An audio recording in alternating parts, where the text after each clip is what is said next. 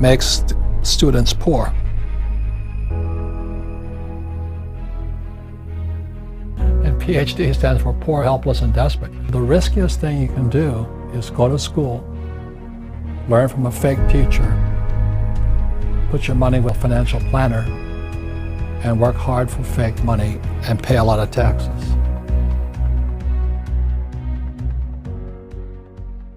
What the Federal Reserve Bank, our banks, and our school system's doing is criminal. It's ripping off my generation, ripping off your generation. You know, this is my book, Fake. The reason it's fake money, fake teachers, and fake assets is because it all has to be fake. You have to have fake teachers to understand fake money. Then you have to have fake assets to buy those stocks, bonds, and mutual funds, fake assets. But without fake teachers, fake money, you can't do it. And one of the best things I had is I went to military school, then I went to flight school. I had such great teachers, you know. All of them could fly. You know, so my flight instructor could fly. What a novel idea. You know, a flight instructor can fly. But when I was in high school, most of my teachers were terrified. They're all cowards, you know, job security. Don't make mistakes. Just memorize the right answer and you'll be safe. In school, they compensate for risk by telling you to memorize the right answer. So in other words, these kids leave school thinking, oh, if I know the right answers, then there's no risk. And it drives old guys like me crazy. Because everybody's talking about millennials. What's wrong with them? You know, millennials are the most highly educated generation in history. They know all the answers, but they're afraid of doing anything. And the reason they can't do anything is because you might hurt somebody's feelings.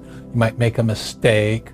You know, and this just keeps you guys just trapped in this little box. Education is more important than before, but you gotta be careful what you're learning. That's why I wrote the book, Fake Money, Fake Teachers, and Fake Assets. Don't listen to fake teachers.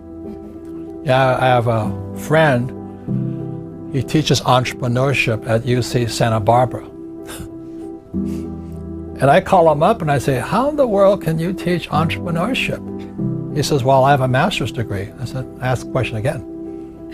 What gives you the right to teach your entrepreneurship? He says, I have a master's degree in entrepreneurship. And I say, hey, Doug, you and I have been friends for a long time. You've never started a business. You're a fake teacher. He goes, but I have all the answers. I said, yeah, but you don't know how to start a business. Some of the biggest fake teachers are those financial planners. They're telling you, to save money. Why would you save money when the government's printing money? Then they tell you to invest for the long term in the stock market. And you guys know the stock market is ultra short term. There's high frequency trading. Today, long term is a split second. But they're telling you, guys like my generation, to keep your money in the stock market for 40 years and you have nothing left at the end of it. And you look at all the pensions of the school teachers, firefighters, and all the guys with 401ks, they're all bankrupt because Wall Street stole their money from them. You know? In the Federal Reserve Bank, they're run by PhDs, like my poor dad. And PhD stands for poor, helpless, and desperate. The Fed has not been right in years. And everybody worships the Federal Reserve Bank.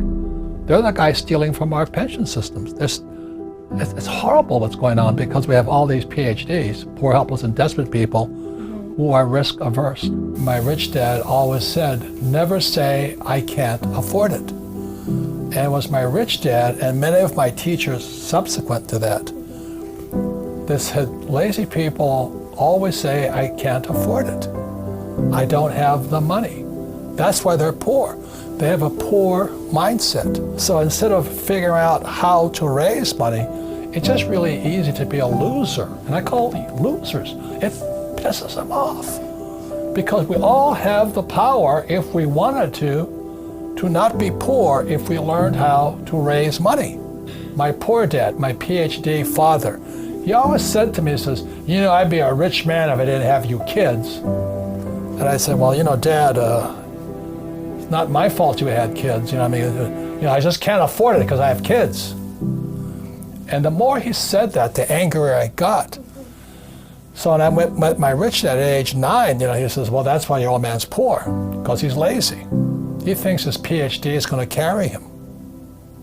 He says, everybody can say, I don't have money, I can't afford it. He says, that's why he's poor. He's lazy. over my lifetime, most of the projects I've started, I've never had any money. I like not having money because it forces me to think. I get creative.